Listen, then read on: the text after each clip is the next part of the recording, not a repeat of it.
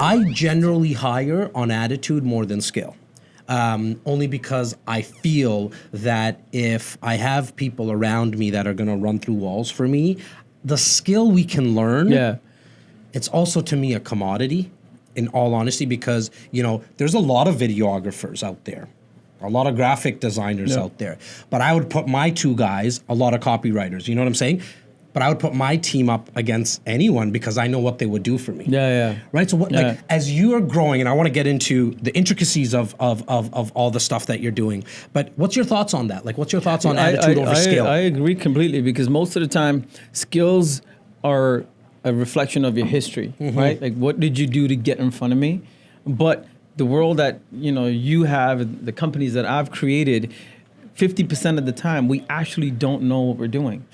We don't, so true. right? Like so when a client calls me and says, hey, I want to do this really cool augmented reality touchscreen thing, and it's worth $1 million, 50% of the time, we don't know how to build it. The other 50 is having the confidence to dream of a solution. And then if you could dream it, we'll figure it out. So true. Right? But so true. Your skills don't necessarily give you the ability to dream, because sometimes the skills hurt, because it's like, you know, if you only know how to use a hammer, everything is a nail to you. Right? So I tend to look for, similar to you, people that are brave enough to imagine something, even if it's the most ridiculous thing that we've ever thought about. And then we were willing as a company to lose money on that bet. Where we would lose more than $1 million to make it come true. Because the minute we do it, the next time we're making 90% margin on the same thinking. Because you just got, you actually took action and did it. You know, talking about a hammer and a nail, I shot a video a couple of days ago that said that I suck at 99% of things. And it's true. Like, I have a problem hanging up a picture on the wall. It's just, it's not who I am. I still type like this, you know. I don't write long emails, but I have a full-time copywriter now. I have someone, you know, I have a handyman that I partnered up with, Jiffy On Demand, a huge company in Toronto, that they send somebody for me to do all that work. You know, camera, I can take some pictures when I've had some drinks, but now it's all about getting the right people around us in terms of building a team. And that's something, going back to the education system for a quick second. They don't actually teach you that. They teach you the skill to be you, but you don't matter. Especially when you're in a leadership position. You are the least important person in the room.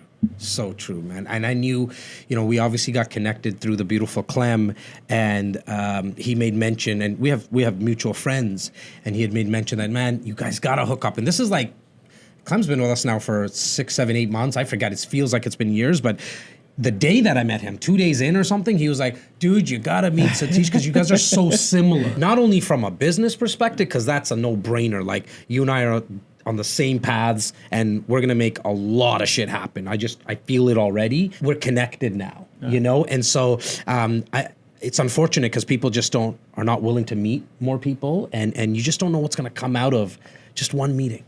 Like, a 10-minute coffee. You can meet the guy that you're going to go into business with and change the world. It starts with a couple of people. I'm not trying to be all philosophical about it, but a lot can happen with just one meeting. And it's I wouldn't, you know, position it as a philosophical thing, because when I mentor some of these kids, like I had somebody today, you know, she's like, I'm passionate, I just don't know how to get customers. I said, what does that mean? Like, I come from a time where we had to have quarters in our pocket. We had pagers. I had to stalk a client to like make sure he walked into the office before I showed up. You got Twitter, LinkedIn, Instagram. You got emails. You got systems that tell you how to find their emails. It's crazy. Just do it. Dude, you can run an ad with somebody who works at Royal LePage and is 32 years old and is a Cowboys fan. You know what I mean? It's so interesting. So I feel like people need to hear more of this kind of conversation, where no matter how tech the world becomes, the real lessons come from two people talking. So true, dude. Not Twitter, not 130, not emojis. Just real people. I was somebody who sent me poop emojis yesterday. I agree, man. No, like, it really is this, and it's why the podcast exists. Like, I obviously sit down with a lot of people from a real estate perspective, but come season 2, a big change happened, and I think it was a blessing in disguise that I got bored of talking about just the regular buying and selling stuff, because Google all that. We have books for that, all that kind of stuff. It was when we sat down and said, you know what? We're going to talk about what we're really passionate about, entrepreneurship and leadership. And that's when the Satishs came into our life. That's when so many of our other guests came, listeners and viewers came from places that we never expected them to, because it wasn't about self-serving. It wasn't about us and our real estate business. It was about maybe touching, you know, a 16-year-old kid who's going through something in their life, and it's they just hear, damn. Like, I'm not from Singapore, but I'm from, you know, a small little province in India or something, or Russia or whatever, and they hear your story and then they take action. And what's great is, and I tell the young people all the time, everything I've done is through brute force and life hacking. Like, you know, it's only after I sold the company and I decided to take a year off where I got a chance to summarize.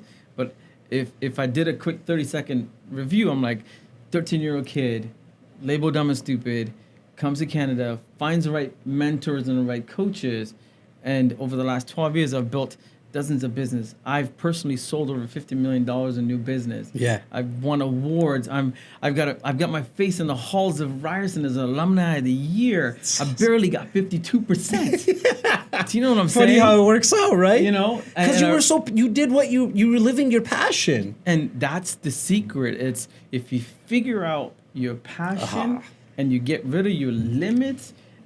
If I could do it and you could do it, like. Everybody can do it. This is not this success or this formula is not made for the elite. Yes, that's you know, so I true. can't dunk a basketball. I'm not LeBron. But minus those very unique physical characteristics, the kind of success we're talking about that takes somebody from an average life to a dream or above average life, it's a 1% difference. And you're not talking just about money. And I know you're not. Like, I know that. It's about, you know, what's success, right? In my opinion, and this is just in one man's opinion, it's you living happy every single day. Like, I come here and if I'm not here, other than that little bit of time I get to spend with my wife and my kids, I feel suffocated. Yeah. I truly feel suffocated. You know, I need to be growing something. I don't want to be on vacation. Like, I do a lot of posts on Instagram and you know, it's always trying to inspire some inspiration. And my buddy asked me, he's like, aren't you excited? Because he heard my wife talking about vacation. And my wife's watching and listening. She knows. I said, look, man, vacation seems like work to me, dude. Like, I gotta now, like, pack stuff. And I'm not going to be in the hustle and bustle. And people around me like, dude, you gotta, you know, take time off. And it's like, I get it. But that's just not who I am. For me, this is time off. This right now, what I'm doing is not work. I had a meeting just before you came in, Sathish. There was a 40-minute meeting with a client talking about them investing into real estate. That wasn't work to me. Yeah. Like, it was like I was having a blast. Like, we were just shooting the breeze. But that's when everything aligns, right? Yeah. And that's the problem. Most people are not aligned because they're not brave enough to dream about what aligns for them. You know, for me, success always just meant having 100% ownership over my time, because that's the one thing that I can't pay you for. Yeah, like, I can buy Gucci's, I can do whatever, but I can't pay you for time. And so from an early age, I said, if there's one thing that I want to earn in life for myself is to find a way to get the time I want in my terms. Awesome. I want to hang out here for 3 days and do nothing.